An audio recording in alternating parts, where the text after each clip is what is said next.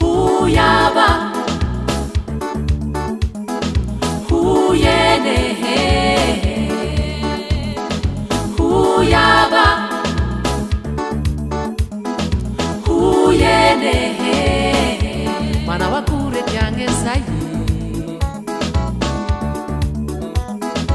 La pratique traditionnelle thérapeutique ou encore des soins portés par les ancêtres, appelés localement comme le Raukanju ou encore le Fitsabun Nitparazan, c'est toujours omniprésent à Madagascar. Pour nous, la nature n'a pas seulement le pouvoir de soigner, mais bien également qui détient le pouvoir surnaturel. Bonjour à toutes et à tous et bienvenue sur Canal Austral TV. Aujourd'hui, notre émission sera très spéciale puisque on va discuter avec Monsieur Yer en vous partageant les bienfaits et la magie de la nature en prenant quelques exemples des plantes autochtones, des plantes endémiques qui n'existent nulle part ailleurs qu'à Madagascar. Je suis à Ntsadit, à 20 km au sud-ouest de la capitale de Madagascar. C'est un endroit magique puisqu'on peut trouver encore les dernières reliques de la forêt dans les hautes terres de Madagascar. J'ai hâte de le rencontrer. Let's go! Ah, Monsieur Yeri! Wow. Salam atuk! Salam. Papa Maresak! Miss Miss Mangina! Oui. Maintenant, nous sommes devant un arbre. Deux arbres différents qui poussent sur un même pied là. Il y a le Astoukan, embrassé par l'arbre royal à montagne. Hein, c'est la porte du chemin des amoureux. Ah! Hein, chemin des amoureux. Que nous allons voir. Dans ce chemin, il y en a beaucoup des arbres qu'on va regarder une à une. Ok. Hein, et tout. Entrons. Donc avec beaucoup d'amour. Avec l'amour, voilà. Parce qu'ici, c'est le chemin des amoureux. Ok, je te suis. Merci. Huyaba,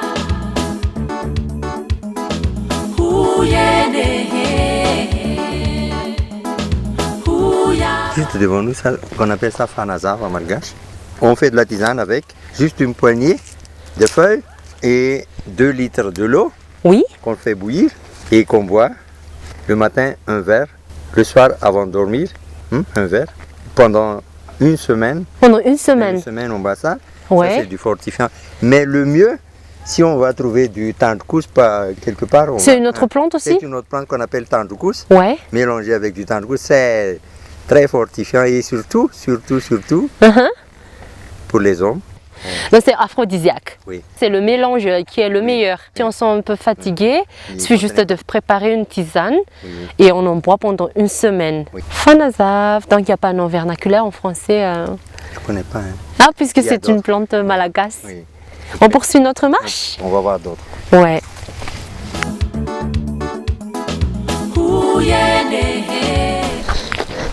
En fait, c'est un peu comme ça, Monsieur Yer, hein? Pour les Malagasy, la forêt nous est sacrée. Pourquoi la sacralité? Parce que de un, c'est la pharmacie. C'est consulter aux dévangirisseurs, ce que nous appelons localement les zombias. Ben, ceux qui sont spécialistes en connaissance de vertus de la nature, des plantes. Mais bien également, c'est la nature, on a aussi la vie. Puisque avant, l'économie était basée par le troc. Et puis donc c'était l'endroit où on a chassé, c'était l'endroit où on a cueilli des fruits, on a collecté le miel. Oui. Donc c'est pour vivre quoi, pas seulement pour la pharmacopée mais aussi pour se nourrir. Pour se nourrir aussi, oui. Ouais. Regardez la densité de la forêt. Hein. Ah oui, oui. C'est très rare dans les hautes terres qu'on a encore une relique de forêt primaire. Et en plus c'est tranquille, c'est calme. Voilà pourquoi Madagascar fut appelée comme l'île verte. Hein? Où sont les plantes? Où sont les plantes? Ah ça! Ça m'étonne, cet grand arbre. C'est le roi de la forêt ça? Parce qu'il est géant, il est beau, il est bien placé. Il ombrage les autres arbres. Voilà. Le zahana, avec des feuilles articulées là. Oui. C'est une plante très intéressante parce que ça c'est efficace contre l'ulcère d'estomac. Pas mal de gens qui ont des problèmes avec l'estomac. Oui. Ouais. Et le mieux c'est de mélanger avec du tingil. Tingil, encore une autre plante malagache. J'ai juste une poignée de tisane avec un tigui, là, comme le fanazava qu'on vient de parler. On fait de la tisane avec ça. Ouais. Et surtout le moment qu'on boit ça. Le mieux, c'est toujours avant de manger le matin. Ouais. Dans le ventre, le matin. Comme ça agit bien. Oui, ça agit bien. Ouais. Et le soir avant de dormir. Une semaine. Cure toujours une semaine. Une semaine. Il ne faut pas rater. Mais ce qu'on fait aujourd'hui et demain, on ne l'utilise plus. Après demain, il faut mettre une autre. Une nouvelle tisane. Je me rappelle de cette plante-là, c'est cette plante qui donne les fleurs mauves, très très jolies, avec des jolies fleurs. Donc est-ce que seulement les feuilles qu'on utilise ou aussi écorce ou les racines? Le bois surtout, pour les charités, on utilise ça, le bois. Mais si c'est interdit. Hein. Ah, il ne faut pas. C'est une plante aux feuilles saucisses, feuilles articulées. Voilà. Oui, maintenant, devant nous, du rambiasme. Ici, chez nous, il y a beaucoup de rambiasme Ouais. à la campagne. Nous ne connaissons pas qu'est-ce que des colgates, bien signal, etc. Mais Donc les dentifrices. oui, avec le feuille de rambiasme, il faut mâcher et surtout frotter les dents pour faire briller les dents. Ah, comme les Malagas, c'est le pays aux gens heureux. Voilà. Donc on sourit tout le temps. On sourit tout le temps, Donc si on a les dents jaunes, ça va pas ça quoi. va pas, donc, oui, Bonne astuce. Hein.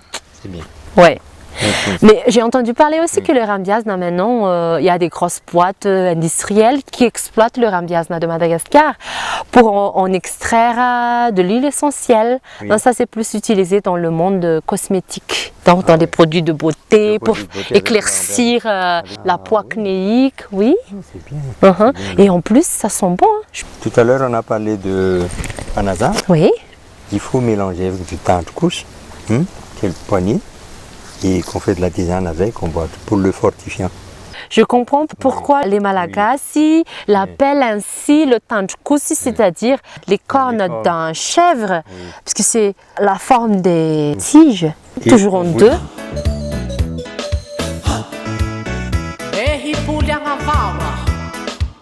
Ça dit qu'il y en a beaucoup de Afloiatiaformis, le vofoutse.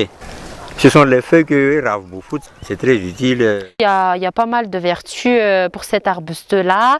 On peut cueillir les feuilles encore fraîches, le piler, puis après ramollir ou bien sécher, pas trop. Hein. Puis après, on peut préparer une tisane, boire le fameux thé Ravboufut, servi le matin avec du bon moufougas, très très bon. Hein. Ici chez nous, ça dit qu'il y en a beaucoup de routes. Ah, moi j'aime les fruits de roche. On va vous parler du roche après. Hein. Parmi des arbres qui existent ici chez nous, il y a des routes, du jonc blanc. Comme vertu médicinale, après avoir mangé les fruits, il nous reste les noyaux. Et les noyaux, c'est ce qui nous intéresse. On le fait sécher légèrement, puis après on les ramasse, cuit à sec, comme des grains de café, on le pile, puis on aura le poudre. Et ça, c'est très très intéressant pour se débarrasser de diabète, après qu'une femme accouche. Donc après ça, elle peut procéder au bain de siège avec l'écorce de jambonnier pour refermer le col. Derrière nous, il y a un grand arbre qu'on appelle Nunca. Nunca. Oui, Ficus pirifolia. Ouais. C'est du mot Nun sain. Ah. Pour une femme qui allait, pour l'aider à la sécrétion lactée, Ouais. elle prend les feuilles de ces arbres qui font la tisane avec, qu'elles boivent, Oui. et ça augmente le lait. Mais ne pas augmente la grosseur du sein, mais c'est le lait. Le lait. Merci beaucoup, Monsieur Hirsch. Ça a enrichi notre connaissance sur les plantes. Merci d'être venu. Donc, à la prochaine fois. Oui. À la prochaine fois. Au revoir.